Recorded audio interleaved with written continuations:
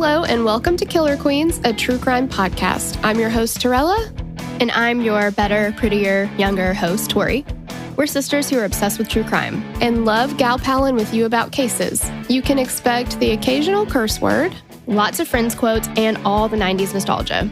To get in on the conversation, check us out at killerqueenspodcast.com. You can also find us on Instagram and Facebook at Killer Queens Podcast, and we're on YouTube at Killer Queens, a true crime podcast. Okay, y'all, grab your Capri Suns or your Surge and let's talk about some true crime. Hey, you guys. Hey. I feel like it's game day for me. If I were to have ever played a sport, I don't believe in that. I don't believe in playing sports. But if I did, today would be like my Super Bowl. Oh. So you jumped from having played no sports at all to going straight to the Super Bowl. Is that what I'm hearing? Oh, and I'm winning it, bitch. I'm winning that Super Bowl. Getting that ring. Yeah, right. Okay. Mm-hmm. And do you know why? Why? Because I've read a bunch of documents, okay? Hundreds and hundreds of pages of documents. I am ready. Okay. Well, even though I think you're full of crap and just ridiculous, I am on board with Gatorading your ass. Ooh, that sounds cold, and I don't like to be cold. Well, Torella, I mean, no one asked anyone what they really want to do. It just happens to them, okay? But I also am the master of my own destiny. And I don't see my destiny including being Gatorated, but, we'll see what happens. Okay. Well, let's move on, shall we? Let's do that. Okay. So we are kind of inserting a case where initially it had not been scheduled, but we feel like it needs to be addressed, and we wanted to address it sooner rather than later. And you already know what case that is because you clicked on it. But if you didn't read it, it is I always struggle with cases of possible wrongful conviction because it does take focus off the victims, Right. So this is the murder of Charisse and Lacie Christopher and the brutal attack on her son, Nicholas, who has survived. But, now it has become the case of Pervis Payne because he's been convicted, and it's a good possibility that he didn't do this. So, I don't know. Wrongful convictions are so tragic for so many reasons. And I mean, the biggest reason is the victims don't have justice. Mm-hmm. Like, find out who actually did this. And I'll say up front, if it is Pervis, fine, but I think that there needed to be an investigation. Well, yeah. And we always come to anything being like, look, if we're wrong, let us know. And we will, react and change our thoughts accordingly. But we need information. We need proof. We need investigation. The whole shebang. We're not just going to accept something willy-nilly, and we have our thoughts. So if there's something we're missing, again, I have to go back always to Beauty and the Beast. It's like, I don't know why I didn't see it there before. That's the thing that we want to have happen. Exactly. It's just a big mess. It's a big mess. It's just a clusterfuck, isn't it? It really, really is. Okay, so let us, before we get into the case, of course, just remind you guys that we do have a Patreon, and I did not realize until very recently that some of you don't even know what that is. Mm-hmm. Well, I do know that certain people don't know what that is by talking to them and telling them about it. And they're like, what, pray tell, is a Patreon? And then I will go into the whole shebang. But yes, I think that it is important to know or to remember that not everybody knows all of the things that we are saying out loud. Right. Yeah. Because I listened to a lot of podcasts, and that's how I figured out what it was. But if I wasn't, if I didn't listen to multiple ones, I wouldn't have known, Well, and I learned from YouTube and bands and things like that. I mean, it's a great resource for a lot of different areas. Yeah, for sure. And we also have a highlight on Instagram that kind of goes through the different levels of the Patreon too. So you can get more information if you check out our Instagram. But it's basically a membership and you get additional content. So Patreon's a great way, like you said. There's YouTube creators on there. There's musicians. There's artists. There's just all kinds of creators on there, and you can support their work that way. So we have 2 other shows in addition to our weekly episodes that we put out on, Apple, Spotify, all the free avenues. We have 2 other shows a week that we do, and you get every single episode, even these episodes, ad-free on our Patreon. So you can go as low as $3 a month. We have higher tiers. The tiers where you get all the extra content is $10 a month and up. And 3 episodes a week, no ads, not an ad to be seen. Nope. Hiding her hair of an ad.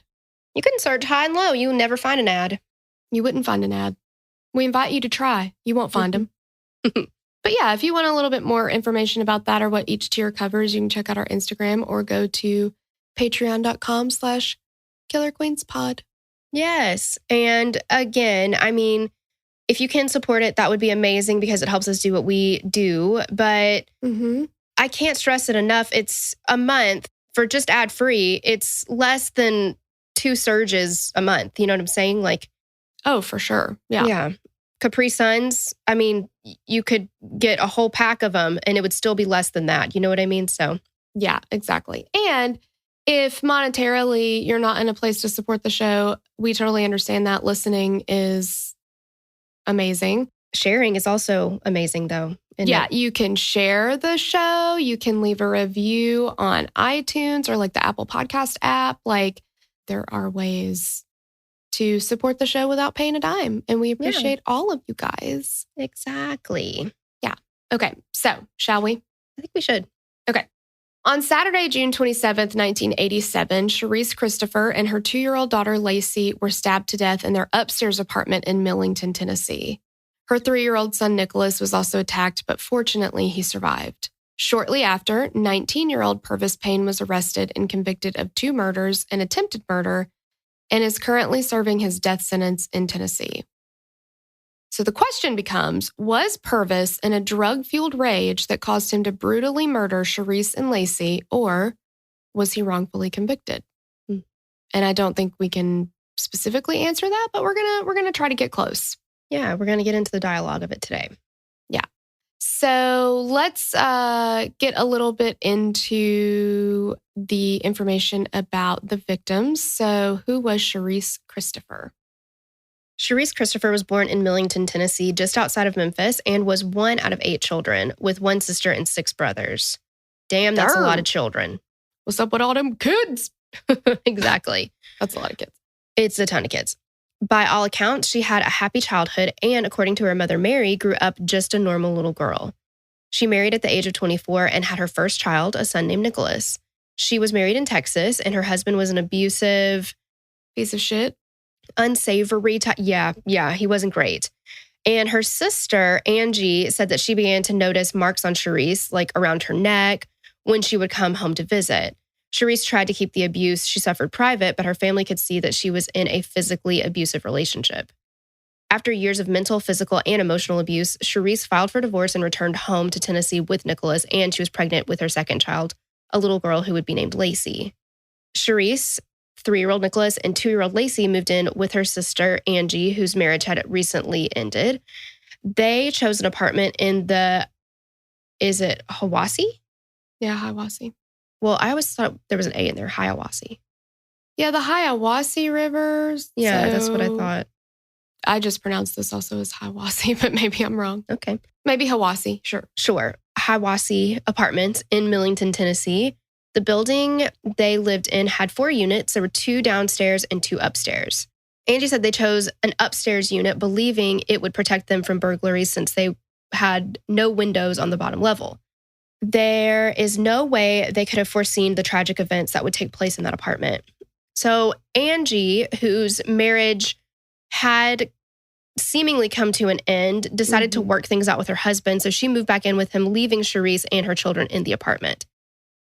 On June 27th, 1987, after Charisse put Nicholas and Lacie down for their afternoon nap, the unthinkable happened. Let's go over, the way I wanted to do this was go through the state's case and then kind of go back through and add some context with the defense's perspective on it. So like we said, or like Tori said, Charisse's apartment building had 4 units. You have 2 up, 2 down. Charisse lived in an upstairs unit, and across from her was Bobby Thomas, which is the girlfriend of Pervis Payne. So that's kind of how Pervis gets brought into this whole situation anyway. Below Charisse was the building manager, Nancy Wilson, and the 2 upstairs units were separated by a narrow hallway, and both units had back doors from the kitchen that led to little porches, kind of like balconies, that overlooked the backyard area.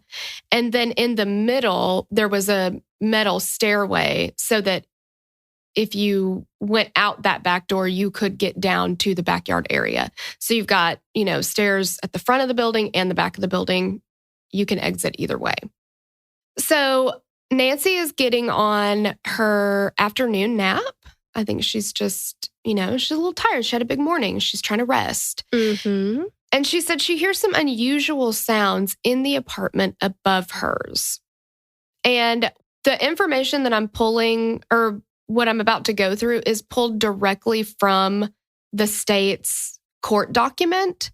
So I'm going to read it as it appears. Nancy says she heard a door banging open and shut, and Charisse screaming, "Get out, get out."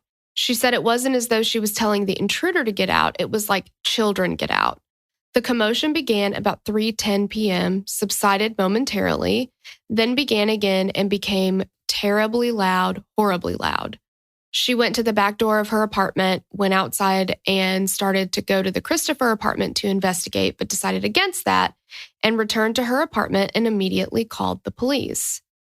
And just a side note from me, put a pin in that because she does actually go to the backyard, and later we're going to talk about what was going on in the backyard. We're also going to talk about timing, so just kind of keep all this in mind. Back to the court document. She testified that she told police she heard a blood-curdling scream from the upstairs apartment and that she could not handle the situation. The dispatcher testified that he received the disturbance call at 3:23 p.m. and immediately dispatched a squad car to the Hiawassee apartments. Mrs. Wilson went to her bathroom after calling the police. The shouting, screaming, and running upstairs had stopped, but she heard footsteps go into the upstairs bath, turn the faucet on, and the sound of someone washing up. Then she heard someone walk across the floor to the door of the Christopher apartment, slam the door shut, and run down the steps just as the police arrived. Officer C.E. Owen of the Millington Police Department was the first officer to arrive at the Hiawassee apartments. He was alone in a squad car when the disturbance call was assigned to Officers Beck and Browell, or I don't know how you say that, Browell. I don't know. Mm-hmm. It looks like Brawell and well to me. Yeah.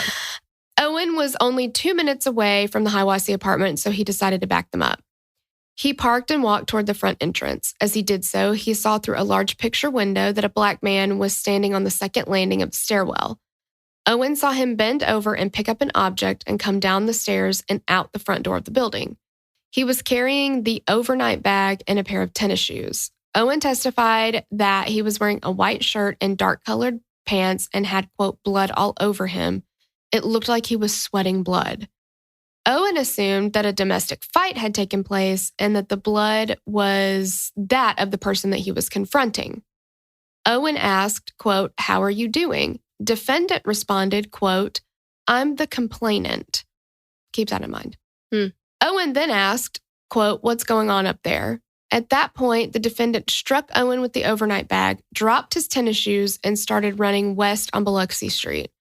Owen pursued him, but defendant outdistanced him and disappeared into another apartment complex. Owen called for help on his walkie-talkie, and Officer Boyd responded. By that time, Owen had decided defendant was not hurt and that the blood was not his own because he was running too fast. Like, he assumes, okay, this guy is not bleeding out, so he's fine. Owen told Boyd, quote, "There's something wrong in that apartment." So they returned to 4516 Biloxi.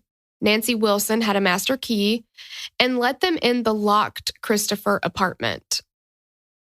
I have questions about that. Why was it locked? Well, what lock are we talking about, though? Well, yeah, again, I don't they don't specify, but it just doesn't make any sense. As soon as the door was opened, they saw blood on the walls, floor, everywhere. The 3 bodies were on the floor of the kitchen. Boyd discovered that the boy was still breathing and called for an ambulance and reported their findings to the chief of police and the detective division. A medic ambulance arrived, quickly confirmed that Charisse and Lacie were dead, and departed with Nicholas. He was taken to Le Bonheur Children's Hospital in Memphis and was on the operating table there from 6 p.m. until 1 a.m. Sunday, the 28th of June. In addition to multiple lacerations, several stab wounds had gone completely through his body from front to back. One of those was in the middle of his abdomen. The surgeon, Dr. Sherman Hickson, testified that he had to repair and stop the bleeding of the spleen, liver, large intestine, small intestine, and the vena cava. During the surgery, he was given 1,700 cc's of blood by transfusion. Dr. Hickson estimated that his normal total blood volume should have been between 1,200 and 1,300 cc's. So he's losing just an absolute fuck ton of blood. Well, more than his whole body should have. Exactly. He was in intensive care for a period and had 2 other operations before he left the hospital, but he survived. Charisse sustained 42 knife wounds and 42 defensive wounds on her arms and hands. The medical examiner testified that the 42 knife wounds represented 41 thrusts of the knife because there was one perforated wound to her left side that went through her side. So in and out wounds produced 2, he says. He said no wound penetrated a very large vessel and that the cause of death was bleeding from all of the wounds. There were 13 wounds that were, quote, very serious and may have by themselves caused death. I can't be sure, but certainly the combination of all the wounds caused death.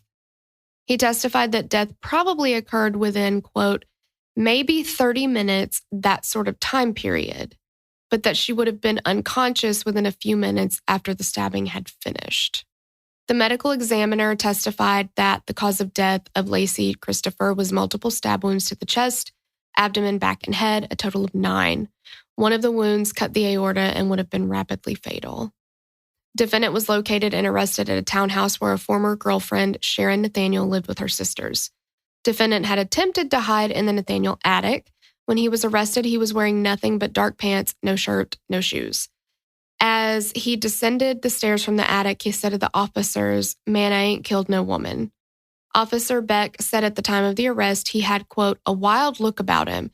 His pupils were contracted. He was foaming at the mouth, saliva. He appeared to be very nervous. He was breathing real rapid. Well, no shit. Yeah. I would be if somebody was chasing after me, if it, like, how that looks when you, anyway, we'll talk about it. Yeah, exactly. A search of his pockets revealed a, quote, pony pack with white residue in it. A toxicologist testified that the white residue tested positive for cocaine.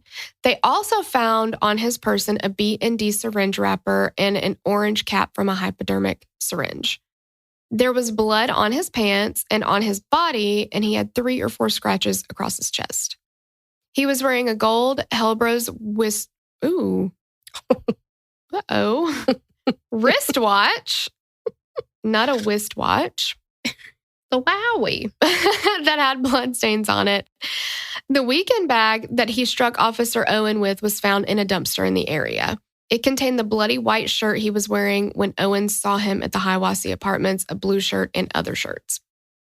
It was stipulated that Charisse and Lacie had type O blood, but do we know that, or it was stipulated that Nicholas and defendant had type A blood? A forensic serologist testified that type O blood was found on defendant's white shirt, blue shirt, tennis shoes, and on the bag. Type A blood was found on the black pants defendant was wearing when seen by Owen and when arrested. Defendant's baseball cap had a size adjustment strap in the back with a U-type opening to accommodate adjustments. That baseball cap was on Lacey's forearm, her hand and forearm sticking through the opening between the adjustment strap and the cap material. Like, why in the world? That is so weird. Mm-hmm. 3 Colt 45 beer cans were found on a small table in the living room, 2 unopened, 1 open but not empty, bearing defendant's fingerprints, and a 4th empty beer can was on the landing outside the apartment door. Defendant was shown to have purchased Colt 45 beer earlier in the day. Defendant's fingerprints were also found on the telephone and the counter in the kitchen. Charisse's body was on the kitchen floor on her back, her legs fully extended. The right side of her upper body was against the wall, and the outside of her right leg was almost against the back door that opened to the back porch. Laura Pickard was visiting her sister Helen Truman, who lived in the downstairs apartment across from Nancy Wilson. She was sunbathing in the backyard and heard a noise like a person moaning coming from the Christopher apartment, followed by the back door slamming 3 or 4 times, quote, but it didn't want to shut. And this hand, a dark-colored hand with a gold watch, kept trying to shut that back door. It was about that time that Nancy Wilson came out of her back door looking around. Mrs. Pickard testified that she knew the manager was looking for the source of the noise, and when Miss Wilson looked at her, she pointed to the Christopher apartment. She said that it was just a few minutes later that the police arrived. She did not have a watch on at the time. She testified that the dark-colored hand she saw 3 or 4 times was at a level between the doorknob and the bottom of the door. The medical examiner testified that Charisse was menstruating, and a specimen from her vagina tested positive for acid phosphatase. He said that this was consistent with the presence of semen, but not conclusive, and no sperm was actually found. A used tampon was found on the floor near her knee. The murder weapon, a bloody butcher knife, was found at the feet of Lacie, whose body was also on the kitchen floor near her mother. A kitchen drawer nearby was partially open. I know I'm asking you to remember a lot, but just remember all of this because nothing is what it seems. It doesn't look great, but it's, yeah. Correct, right.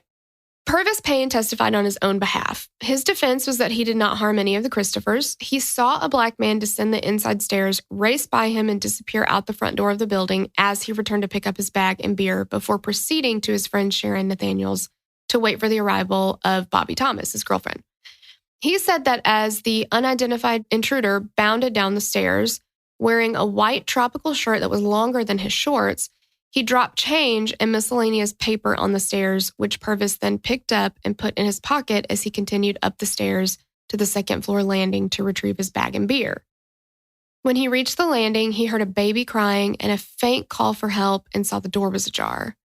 He said curiosity motivated him to enter the Christopher apartment, and after saying he was, quote, coming in and, quote, ease the door on back, he described what he saw and his first actions as follows. I saw the worst thing I ever saw in my life, like my breath had just took out of me.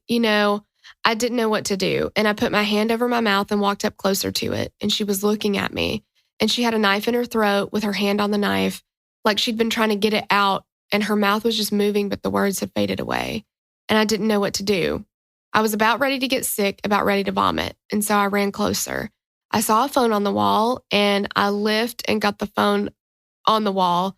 I said, don't worry. Don't worry. I'm going to get help. Don't worry. And I got ready to grab the phone, but I didn't know no number to call. I didn't know nothing. I didn't know nothing about no number, so I just start trying to twist numbers. I didn't know nothing. And she was watching my movement in the kitchen like she knew I had saw her. It had been almost a year off and on in the backyard because her kids had played with Bobby's kids, and I have seen her before. She looked at me like, I know you, and I didn't know what to do. I couldn't leave her. Because she needed help. I was raised up to help, and I had to help her. He described how he pulled the knife out of her neck, almost vomited, then kneeled down to the baby girl, had the feeling that she was already dead, and the boy was on his knees crying, and he told him not to cry, that he was going to get help. His explanation of the blood on his shirt, pants, tennis shoes, body, etc., was that when he pulled the knife out of her neck, quote, she reached up and grabbed and held me like she was wanting me to help her. That in walking and kneeling on the bloody floor and touching the 2 babies, he got blood all over his clothes. He said he went to the kitchen sink probably twice to get water to drink when he thought he was going to vomit, but he denied that he ever went into the bathroom at any time or used the bathroom lavatory to wash up, as Nancy Wilson had testified she heard someone do after the violence subsided. He was then suddenly motivated to leave and seek help and described his exit from the apartment as follows. And I left. My motivation was going and banging on some doors, just to knock on some doors to tell someone that someone needs help. Somebody, call the ambulance, call somebody. And when As soon as I left out the door, I saw a police car and some other feeling just went all over me. And I just panicked like, oh, look at this. I'm coming out of here with blood on me and everything. It's going to look like I've done this crime. The shoulder strap of the left shoulder of the blue shirt he was wearing while in the victim's apartment was torn, a fact that he did not seem to realize and could not remember when it had happened. He said he ran because the officer did not seem to believe him. He claimed that he had the Colt 45 beer with him as he ran, that the open can with beer in it spilled into his overnight bag.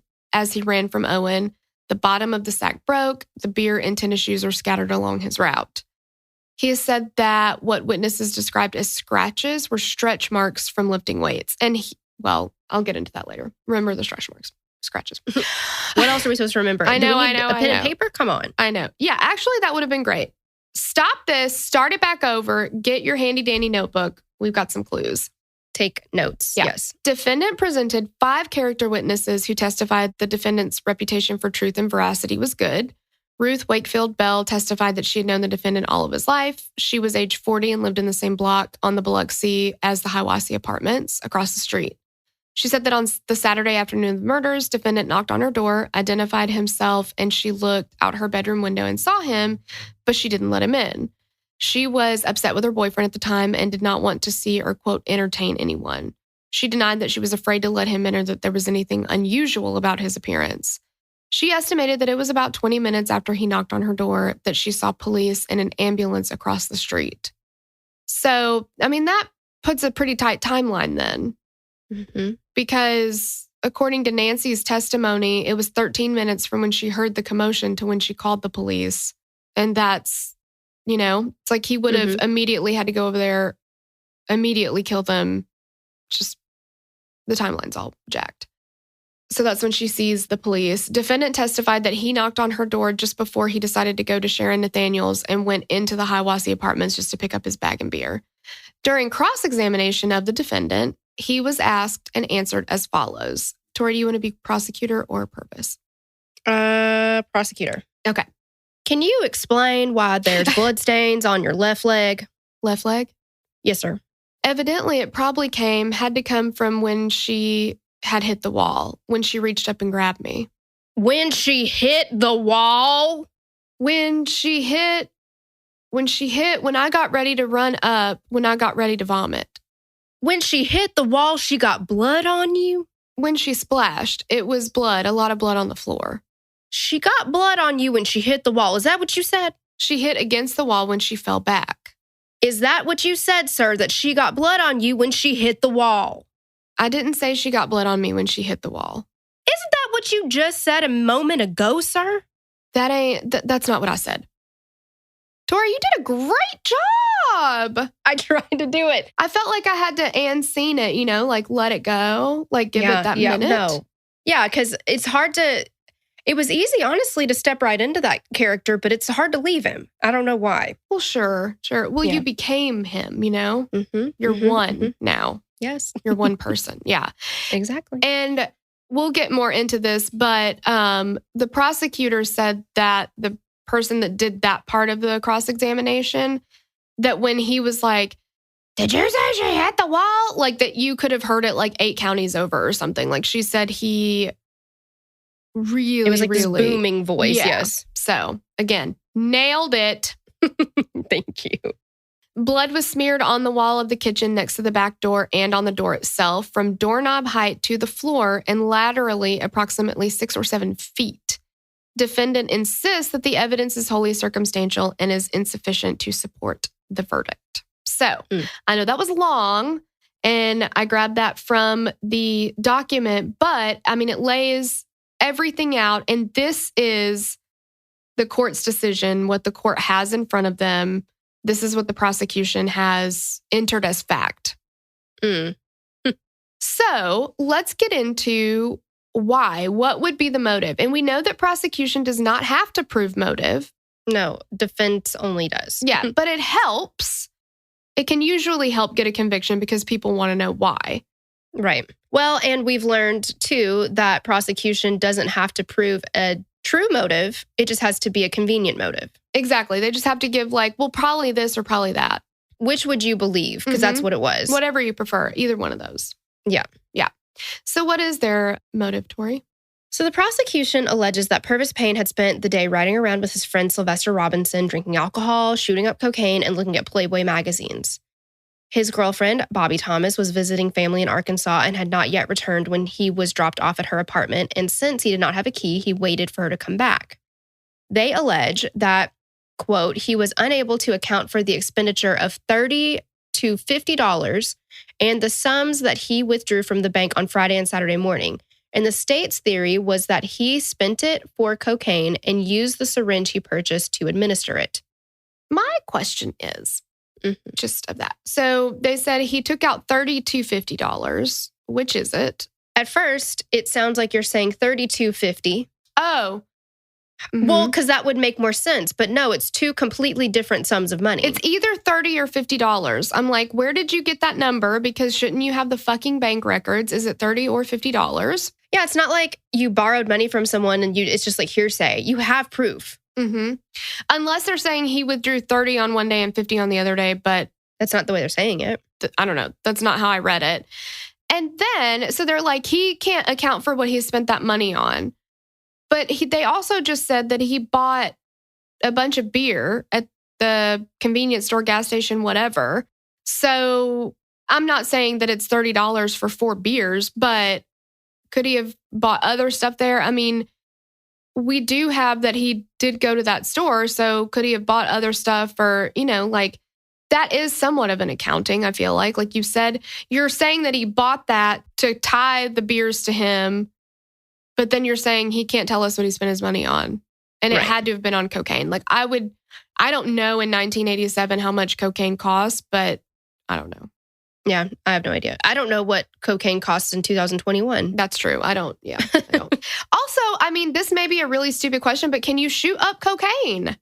Is that a thing? I've heard of smoking it. I've heard of snorting it. I personally have never heard of shooting it up, but I don't know what you can and can't shoot up. I don't know. Yeah, that I don't either. But because even if I was into recreational drugs, I could never shoot anything up because I would pass out in my own vomit and vomit in my own pass out. Yeah, you totally would. You would never make it to the shooting up part.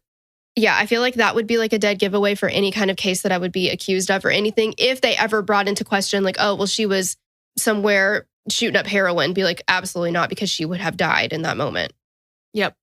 So according to prosecution, he's hopped up on drugs. He spent the entire day fully torqued on Playboy magazines, just cranking it with his friends. But Bobby isn't back yet. So they believe that he knocked on Charisse's door. And because Pervis was a familiar face, she let him in. And then he was like, hey, can I get some water? So then apparently, according to them, he made several sexual advances towards her because he had just seen women and white women in Playboy magazines, and he can't control his urges. His peen is directing the show at this point. And the way they keep saying, they're like, he wanted sex from a white woman. Like this is the holy grail of sexual encounters. I don't know, just the way they say it. He just was like, needed sex from a white woman. Well, I think, yeah, what they're trying to do is play up to the jury that he is such an animal that it's like, he had the audacity to attack a white woman. Exactly. That this is the only way he could have gotten sex from a white woman. Right, is by snatching it and stealing it. And then he had to kill her, right? So fucked up. So according to them, she denied him and he became totally enraged due to his drugged up state. And it is worth noting the prosecution made many mentions of the dark colored hand on the back door and Charisse's white skin. With no evidence of anything missing from the apartment, a motive of robbery can reasonably be excluded. Because Charisse's tampon was removed, it is reasonable to believe that sex was the motivating factor for this crime. So Pervis was convicted and sentenced to death. It sounds like an open and shut case, right? But, of course, it wouldn't be fair if we did not look into the defense's side. Yeah, and also, we wouldn't dick you over with a 30-minute case. True. And scene. Yeah. So now we're going to get into who is Pervis Payne. Pervis grew up in Tipton County, Tennessee, born to Carl and Bernice Payne. Carl was a pastor and he also owned a painting business, and Bernice was a child care provider. He was the oldest of 3 children and he was born prematurely. The hospital was segregated at the time of his birth, and he was in the NICU for some time before going home. And as a result of this, he now lives with an intellectual disability. And the way that they talked about it was that because it was segregated, he wasn't given the same care that a white child in the NICU would have gotten. Yeah, so because of the limited resources available, he now lives with his intellectual disability. Yes. Pervis struggled in school. Though he tried, he continued to have difficulty with reading, spelling, and math, even after being placed in resource classes. Despite his best efforts, Mr. Payne was unable to graduate.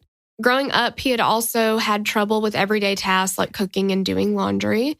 And as a child, he needed help feeding himself until he was 5. And he made it all the way to his senior year of high school, but to graduate, he had to take a statewide test, and he took it 5 or 6 times, I think, and he failed every time. So he got all the way through school and struggled every bit of the way, but he couldn't pass that test, and so he never graduated. It makes me so sad because he worked so hard. Yeah.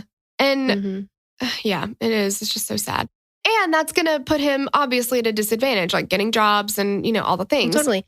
And I know that, the No Child Left Behind thing is really frustrating. I know that wasn't part of the curriculum back then, but it still pisses me off because I feel like it's not fair to look at every child and think that they all should be on the same level or learn the same way or take tests the same way.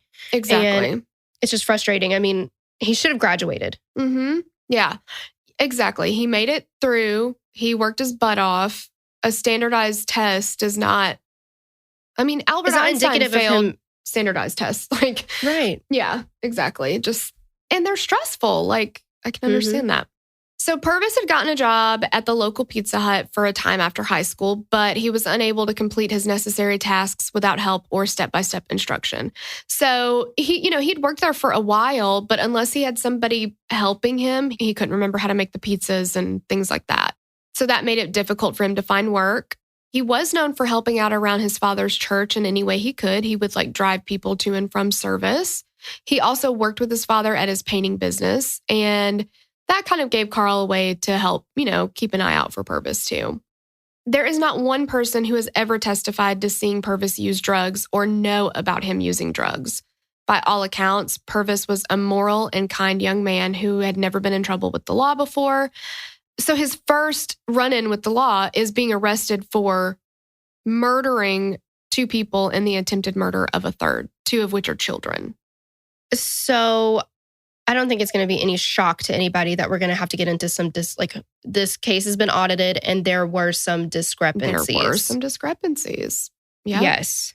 So first, there is 0 mention of Pervis being on drugs, being suspected of being on drugs, etc., in the police reports. And in fact, Pervis's mother, Bernice, went down to the police department the day Pervis was arrested, begging for them to drug test him. And almost to the point where she was her husband, Carl, was like, you need to stop because you're going to get in trouble. Yeah, he thought she was going to get arrested. Yeah, she was not having it. But the police department refused. They refused. Why? Why would they not test him? They found a syringe cap and a baggie with white residue in it. So by all accounts, they said that they had tested it for cocaine, which I watched.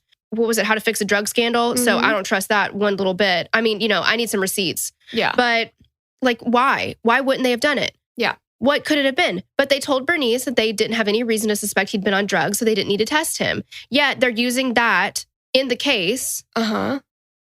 Yeah, that's evidence. Their whole theory of the motive is drug crazed. He was drug crazed. We found white residue, which tested positive for cocaine. So that means there's cocaine in his system. Right. And that goes in as fact at a trial, and he was never tested. And the officer saying that his eyes looked wild and his pupils were contracted and all these things, that's lending credence to the whole he was on drugs. But he never said that until the trial. That's not in any police reports, right? We don't have anything substantiating that he would have been on drugs or suspicion. To be honest, I don't think that the wild look about him or the, him being out of breath or whatever, I don't think that could only be drugs. Because Torella, you and I and a lot of other people in the world have the luxury and the privilege of not knowing what it's like. We could go up to a crime scene before anybody got there. We could be covered in blood and we could be like, look, I just walked up to it. And they'd be like, we understand. You're free to go. Good citizen. Yeah, we don't know what it's like to be instantly accused of something that we didn't do. Right. Did or didn't do. But, so if he didn't do it and he was literally just being a good citizen, which is what he was brought up to do, and now he knows instantly once he is cornered by this police officer, oh, fuck, they're going to think I did this. Yeah, this is a white family and I'm a black man. I'm the only person here. Yeah. Yeah. I would have run too. I would have probably had I sure as shit would have been way out of breath because of my experience hiking my ass up these stairs. But sure, I can understand it. And it doesn't, to me, I'm not like, oh, it's gotta be drugs. Also, just like on that, his state or whatever, when the officer said it looked like he was sweating blood. So I haven't mentioned, I talked to Kelly Henry, which is Pervis's death penalty lawyer. She was so gracious to talk with me on the phone about this case and kind of go through a little bit of it. But she said that the officer, it was quoted as he looked like he was sweating blood, which sounds like he's that covered in blood, right? And she's like, he was just sweating and he's black. Oh my God in heaven. So it looks darker on him. That's what he saw. And he quoted it as sweating blood. Like, the racism in this case is it's not even underlying. I mean, it's blatant. Yes. Wow. Okay, so let's go back through the case, this time from the defense's perspective. And we think you will be astonished. So Pervis's girlfriend, Bobby Thomas, was out of town visiting family. Pervis had no way of getting into her apartment or getting in touch with her because this is the late 1980s. So the two had plans to spend the weekend together, but he dropped it by her apartment throughout the day to catch her once she got back home. Because again, he can't she's not going to text him and be like, hey, I'm 20 minutes away. The most they could do is page each other. I don't even know if pages were even a thing then. So according to friends, family, and the friend that Pervis was riding around with, Pervis spent time with them, attended a church picnic, and did ride around with some with Sylvester Williams, but they did not look at a Playboy magazine or shoot up cocaine. They were reading Jet magazine, which featured Eddie Murphy on the cover, not beautiful, busty, white hot backdoor action ladies. And look, if Eddie Murphy gets your engine revved up, by all means. Sure. If that, was it Eddie Murphy? Was that in the 80s? Yeah, that all red outfit, the leather. Yeah, it was. Yeah. Yeah. I don't feel like that did it for Pervis. Well, it certainly doesn't help the case if that is what got him going. Right. But to look at Eddie Murphy, who was on the cover for Beverly Hills Cop or whatever. What was it? I think so. I actually don't know. But and then you're like, you know what? This makes me want to get sex from a white woman. Gotta have it. Eddie Murphy just totally reminds me of sex with white women. Yeah. I don't think that you look at Eddie Murphy and then you think, where are the white women at? Exactly. That's a fucking leap. It's not even a leap. It's just fucking ridiculous. Well, it's stupid. So then the attack on the Christophers occurs. Pervis is returning to the complex to see if Bobby is home again, and this time he hears crying and calls for help. Now, mind you, the downstairs Nancy Wilson and Pervis Payne, they're the only two people who have heard the cries and have actually acted on it. There are multiple people who have heard it. The prosecution says that Pervis could not have heard Lacie crying as she would have bled out immediately. Therefore, he is lying and is guilty. So Kelly said... And I didn't even think about this. She was like, remember, Nicholas was under 4 at the time. He's like 3.5. And she's like, to Pervis, that's a baby. And if you're outside of an apartment and you hear a child crying, he referred to both of them as the babies. But he says he heard a baby crying. But the prosecution literally locked the word baby into that can only be Lacie. Therefore, he's lying because she would have already been dead. But he heard Nicholas crying. And so he went in. Because Nicholas is a very, very young child. It sounds like a baby crying or a kid crying, you know, like. Well, they're like a year apart. I mean. Yeah, they're not that far apart. And we do know that he was still alive. So it just, like, they literally are like, well, he's lying because the only baby there was Lacie. So throw the whole thing out. Like, I don't know. It just doesn't make any sense to me. And the timeline here is very, very contradictory. And Kelly talked about that too, because I was really confused, like looking through the court documents, because Nancy says, or the state's document says, that everything started at 3:10.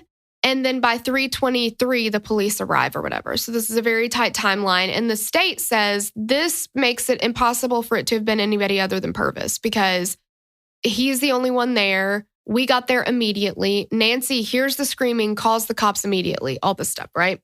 And, you know, that just totally makes it so that nobody else could have been there and left and all this stuff. But according to the defense attorney, Kelly Henry, the attack actually began closer to 2:50 p.m. and the police were called at about 3:20. And this fits with Nancy's own testimony, saying that she starts hearing things, she goes outside, she talks to people in the backyard, trying to figure out first of all, where it's coming from. So other people point to Charisse's apartment. She actually does start going up the back steps and then realizes that this is more than she can handle. She feels like there's something big going on. So then she goes back down the stairs and then she calls the police. But she doesn't call immediately. And what is everybody doing in the backyard, Tori? Yes, exactly. That's what I'm saying. So they are having a cookout. A fucking cookout. Yeah, there's like a bunch of people out there. Laying in the sun, in lawn chairs, things like that. Yeah. And Charisse is screaming. Nancy describes them as blood-curdling screams. Charisse is screaming. They testify that they see somebody trying to open the door and somebody shutting it over and over, which there's problems with that testimony, but we'll get into that in a little bit. And nobody does anything. Well, and this is a very tiny apartment unit, like apartment complex. It's tiny. There are 4 units total. Yeah. It's not like this massive place that you're like, well, I don't really know. And, you know, you hear a lot of noises and whatever. Even if you don't know the person, I don't understand how you could just be like, well, you know, they're on their own. Yeah. How do you live with yourself hearing those screams and not doing anything? Exactly. Like, What could have happened if somebody had run up those steps and opened that door? Or because Charisse was trying to get out. She was trying to open that back door so that she could get out and get help. And if you see the crime scene photos, the ones that they did take, there's blood all over that back door. Yes, it is completely covered from doorknob down, completely covered. And the wall, just the whole back wall, it's insane. So let's talk about the tampon and the hat and the beers for just a minute. Interestingly enough, the tampon appears in no crime scene photos. Exactly goose egg crime scene photos. So bupkis on the tampon. The police admitted to moving the hat prior to the photos being taken. And the police reports all differ as to how many beers were found and where. Were they in the apartment, outside the landing? The bottom line here, I feel like, is if anything was moved prior to the photos being taken, then we can't trust the photos. Like, no, that at that point becomes a staged crime scene. And the tampon was not found until 2 days after the murder. And it's not in the crime scene photos, but they write in their report later that it was found next to Charisse's body, like next to her leg. I'm guessing they pulled it out of the garbage can. You know, like I don't understand. Pervis only had 2 nicks on his hand. Charisse was stabbed 42 times and had 42 defensive wounds. One of her fingernails was almost completely torn off. Yikes. The assailant would have been bloody and most definitely suffered cuts and severe scratches and left his blood and bodily fluids at the scene. What were you going to say? Basically, I was going to apologize for the fact that it's not that I'm desensitized, but I don't know, there's something about like nails bending back that really hurts my feelings. And I understand that 42 stab wounds should give me a worse reaction than her fingernail being bent back, but I just reacted. Yeah, that hurt. It all hurt, but you know that. For sure. But I mean, that also just tells you how hard she was fighting and how brutal this attack was. And Pervis has nothing on him. Nothing. And I asked Kelly about that they said that there were scratches on his chest or whatever, or his shoulder. And he says, no, those are stretch marks. And I said, well, that's easy enough to prove, right? Like, he should still have them today. And I was like, how do they look like scratches in the photo? And she said that they never even got his booking photo until a couple years ago. Like, the booking photo was not even included in the prosecution's files to the defense team. But once she did finally get it, you can clearly see that that's exactly where his stretch marks still are today, and it matches up. I mean, they're in the same spot. So, wow. He would have been scratched all to hell. Okay, so then the prosecution also used the fact that Pervis had blood on the top of his shoe and Pervis's testimony about Charisse hitting the wall as the reason that Pervis had to have been the attacker, because Charisse would have already been dead by the time he got to her in his story. And the only way she could have splattered blood on him would be during an attack. His statement about her hitting the wall was the most damning piece of testimony that he gave. But if he was trying to help her, as he said he was, and she was found, we know that they say she was found, but it does corroborate, with her upper body against the wall, that would corroborate his story. And the coroner himself said that it would have taken her about 30 minutes to bleed out. So if we are using the timeline of the attack starting at 2:50, not 3:10, and the police getting there about 3:23, that fits. And when he pulled the knife out of her throat, and he had to grab below the blade because it was too slippery, he couldn't get it out just grabbing the handle. Or he had to grab below the handle. It was very securely lodged in her throat, which is horrific. She fell back against the wall when he pulled it out. And that does make sense. And again, you or I would know not to pull that knife out. But he says that when he walked in, she was grabbing the knife, trying to pull it out, which is a natural reaction. You're trying to get it out. And he was trying to help her, so he says he did pull it out. The prosecution, though, during trial, and Angie, her sister, talked about this, that when they brought in the testimony from the expert that said Pervis had blood on the top of his shoes, and if he had just walked in after the attack happened, it would have only been on the bottom of his shoes. He would have stepped in it, but it wouldn't be on the top. And they said that even if he had pulled the knife out of her or whatever, that no blood would have gotten on the top of his shoe from that because she would have already been dead. But that totally contradicts their own timeline that says it would have taken her 30 minutes to bleed out. And we're talking about an attack that by the state's timeline happened 10 minutes before. She would have still been alive, no? Yeah, her heart would have still been pumping. It just none of it makes sense. Okay, So let's talk about the dark hand scene on the outside of the door. The detail of the hand being dark came 2 days after the murder. And by this point, the sheriff is going around town being like, we got the right guy for this murder. It was Pervis. They're high-fiving. Everything is great. Yeah. So by the time they go back and talk to this witness who says that she saw the hand reaching out and it was dark and it had a gold wristwatch, we already know that Pervis has been arrested and he was wearing a gold watch at the time of his arrest.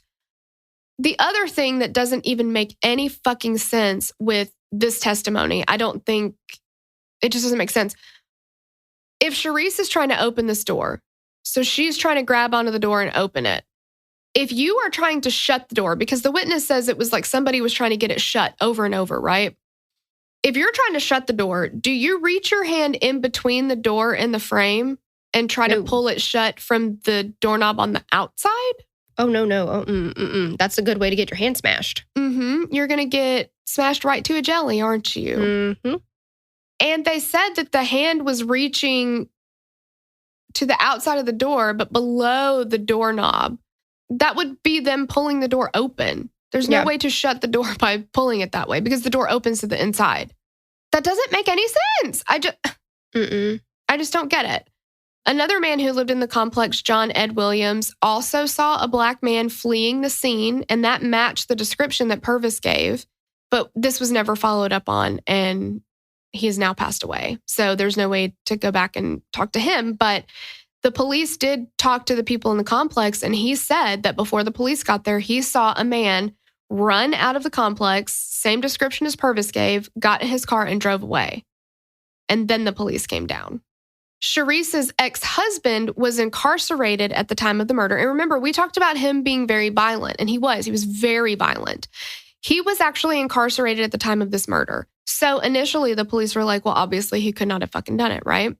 The problem is he was incarcerated, but at the time that he was incarcerated, they let the prisoners in that jail leave for the day. They had like day passes. So as long as they were back by roll call at the end of the day, it didn't matter what they did during the day. They could go do whatever they wanted. What kind of prison is this? I know. And they didn't keep logs of who left and who came. Well, why should they? I mean, who really gives a shit? Yeah, they're fine, right? Right. So he very well could have left for the day, killed Charisse, and then checked back in that afternoon or evening. Wow. They literally have no records as to whether he would have been inside the jail or if he would have left that day. Well, they don't need to because it was clearly Pervis. Exactly. And Pervis's fingerprints were on the telephone and they were on the counter. And he said he tried to make a phone call, but he couldn't. He's in shock probably. He can't think of any numbers. And he goes to the sink. So his fingerprints are there, but there's no blood on the phone. If he had done this attack. Oh, he would have been covered and bleeding himself. Yes, he would have been covered. He would have been bleeding himself. There would have been blood all over that phone. There's not a drop of blood on the phone, but his fingerprints are on it. That doesn't make any sense. There's no way. The state also introduced the evidence that Charisse's rape kit tested positive for acid phosphatase, which is an enzyme present in semen, which we talked about earlier. And they used that as evidence that Charisse was raped. And then they bolstered that by the used tampon they, quote, found next to her body, right? Mm-hmm. So she had to have been raped, and this has to be the motive. During trial, though, it was disclosed that this enzyme is present in other bodily fluids, and it doesn't alone point to sexual activity. But what was not disclosed at trial was another reasonable explanation for finding that enzyme that also does not point to rape, and that is consensual sex. So Charisse was dating a man named Daryl at the time, and he had told police that they had slept together the night before the murder. The state's expert witness at trial did agree that if there was semen found in Charisse's body, it could have been there for days. You know, you don't know. You can't tell when a fingerprint was left. You can't tell specifically when semen was left. Not in that way, not inside her body. All you know is that hopefully semen is on everything. Exactly. Semen's everywhere. And of course, at that time, there wasn't DNA testing available, so they couldn't tell whose semen it would have been if it was semen. So it's just an enzyme present in semen is there. Therefore, we know that Pervis raped her. Mm-hmm. Well, because he was like all jacked up off of looking at pictures of Eddie Murphy. I know. And he gets me jacked. I get it. He gets me jacked up too. Of course he does. Yes. You know? So the state, though, is now using the fact that Pervis was never charged with or convicted of rape as a reason not to test the tampon or the rape kit for DNA. And they say that it had nothing to do with his conviction because he wasn't charged with rape and he wasn't convicted of rape. Therefore, the evidence that maybe she was raped, maybe she wasn't or whatever, which they say she was, but they say that has nothing to do with his conviction. So should we find somebody else's DNA on the rape kit, that actually is not going to do anything for his conviction. It wouldn't have changed the outcome because they didn't charge him with rape. So somebody else could have raped her, but that doesn't mean they murdered her. It's neither here nor there. Yeah, Pervis still murdered her. Clearly, and that's clear as day. No, of course. Because what happens, and I get it too, you know, I just hear Eddie Murphy's laugh and I go from 6 to midnight. I get it. Oh my God. Just fully sex torqued. Rage. Yes. Oh yeah. Oh yeah. And if I can't have sex in that moment, I'm just gonna go on a murder rampage. Mm-hmm. It's just so stupid. I know. And now all of a sudden they've lost all the evidence. So those fingernail clippings, gone. And like we said, one of those fingernails was pulled all the way back. There is DNA under those nails. How convenient. No explanation, no chain of custody records, no nothing. Just, I don't know, they're gone. And the state says that the vaginal swabs were destroyed in 1990 when the evidence fridge broke, but nobody noticed it for a few days. See, here's the fucking problem that I have with this. I have so many problems with police getting too big for their britches, like things like that. But if they have all the evidence, and then they're just like, whoops, it evaporated. We don't know what happened to it. It became spoiled. Somebody spilled their Coca-Cola on it. I don't know what happened. Whatever. Mm-hmm. No, they're not held accountable, not one little bit. Everybody's just like, okay, well, that sucks. Mistakes we move happen. on now. Yep. Sorry. If it was anybody else and the police were like, hey, we need this evidence, you better believe you'd be arrested for that shit. Absolutely. Yeah. And how, we're presuming that there's other evidence in this fridge. So you mean to tell me that however many cases are affected by this and it's just like a whoopsie? Yeah, those are mistakes we cannot make. Mm-mm. Yeah. Just the same as mistakes that we cannot make as police officers or killing random people as a whoops. Mm-hmm. Yeah, exactly. But that's neither here nor there. That's a whole nother story for a whole nother day, but still. Yeah. Well, no, because that's what we're talking about. There's a man right here who's about to get murdered. Mm-hmm. Yeah. There's just so many problems. Like, why is all the evidence gone? Mm-hmm. They were able to get testing of the knife handle. And they did find unknown male DNA on the knife handle. It did not match Pervis.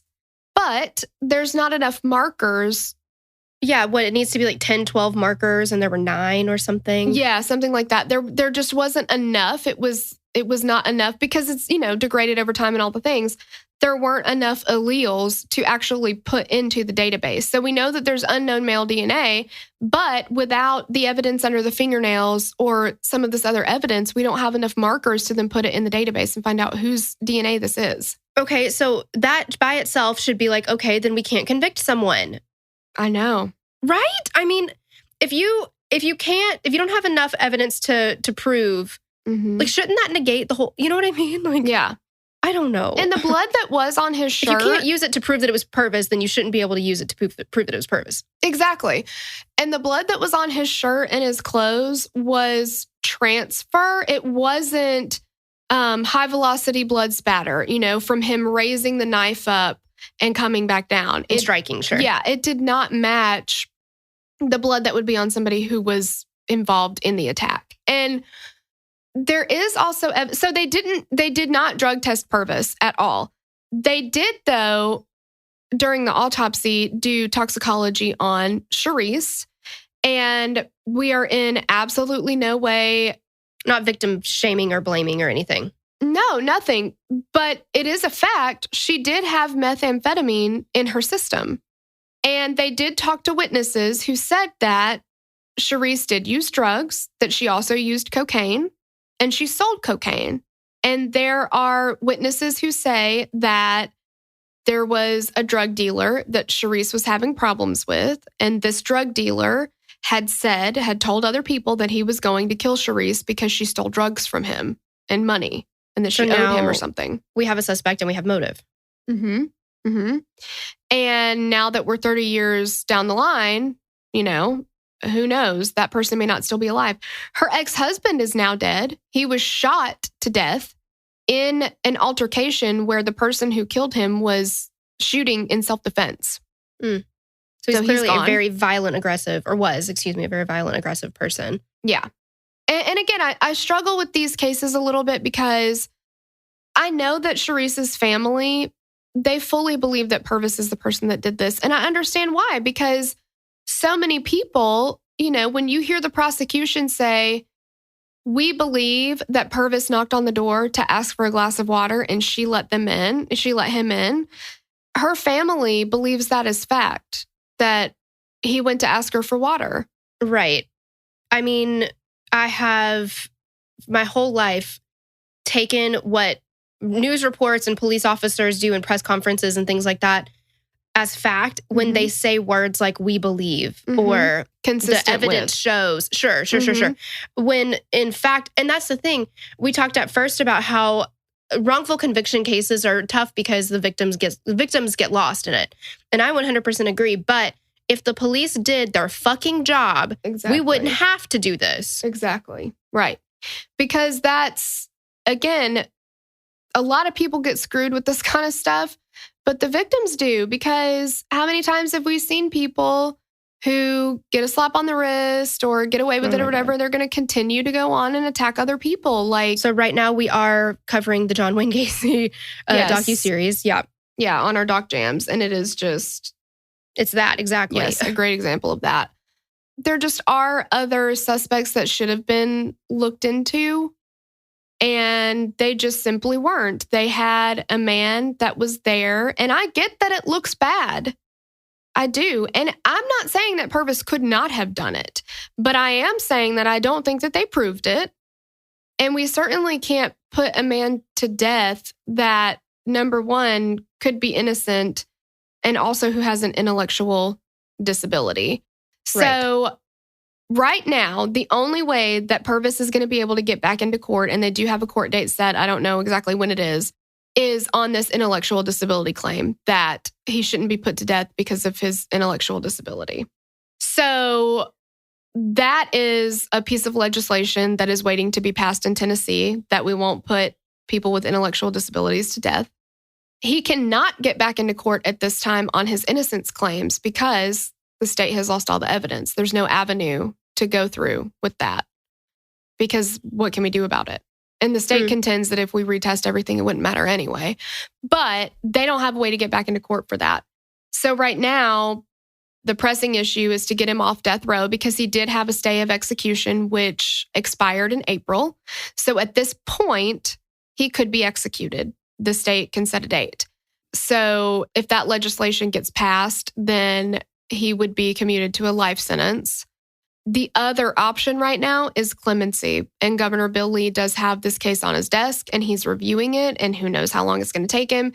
He certainly will not make a decision before the death penalty legislation gets passed. So that's going to be the first order of business, I'm sure. But it is on his desk. So if you scroll down, we will link to where you can go to actually contact. If you live in the state of Tennessee, you can contact Bill Lee. And the Innocence Project has it completely written up for you. Like, you can send an email to his office. All you have to do is put in your information, but they've formatted the email for you. You can send that off. You can call his office. If you live in Shelby County, you can contact the DA there. She's got some power in this case as well. She could have it, reopened. She could, whatever. So there are a few avenues right now. Their biggest hope is clemency, but we hope that you'll share this case, that you'll look into it yourself. Again, we're not saying that it's not possible that he could have done it, but what is the purpose that the police had to, I don't want to say plant evidence, but stage evidence? Yeah. They had to recreate the scene because they forgot to put color film in their camera, they said. And that's where the hat came from. The hat nobody knows where the hat was, but it wasn't on Lacey's arm when they got there. And in the pictures it is. There's questions. Oh, yeah, definitely. Yeah. Let us know what you guys think. And thanks for being here with us. We will catch you on the next episode. Bye. Bye. Okay, you guys, we have some more new patrons to thank this week. We are so excited. Hey girl, thanks to Delana. Reba Barnes. Is this Danielle? I'm sorry. Jana LaRue. Sarah Alger. Ariella Zuri. Emily Bollinger. Mercedes Anderson. Jessica Boyce. Kristen. Chelsea Eckerman. Ashley Goodwin. Lily Gates. Lynn. Crystal Gupton. Lorraine DeFlorio. Bronte Dealey. Kaylee Mack Brennan. Jennifer Settles. Rebecca. Kinsey. Audrey Erickson. Peyton Stinson. Cheyenne Ramsey. Autumn Peace. Allie Despians. Beth McKay, Amber Swisher, Serena Wasdorp, Vivi Von Plump, Taryn Mancera, Valerie Martinez, Jessica Brinson, Samantha Romaine, Matt Marr, Mara Grace, Paula Rojas, Haley McMore, Leslie, Anna Hunter, Stacy Miller, Julie Kraft, Amanda Fenton, Jess Krieger, Team Jamavic, Carmen, Amber, Amy Medina, Lauren Doherty, Jessica Nedegger. Oh my God. Hey, girl, thanks. We love you guys. Yes, thank you so much. We'd love to hear your thoughts on this case. Connect with us on Instagram or Facebook to continue the conversation. Thanks for listening, and we will meet you back here next week. Bye. The theme song for the show is created and composed by Stephen Toby. You can find more of Stephen's work on SoundCloud. Our logo was created by Sloan Williams of Sophisticated Crayon. You can find more of her work on Etsy. Visit us at killerqueenspodcast.com for merch and other info about the show.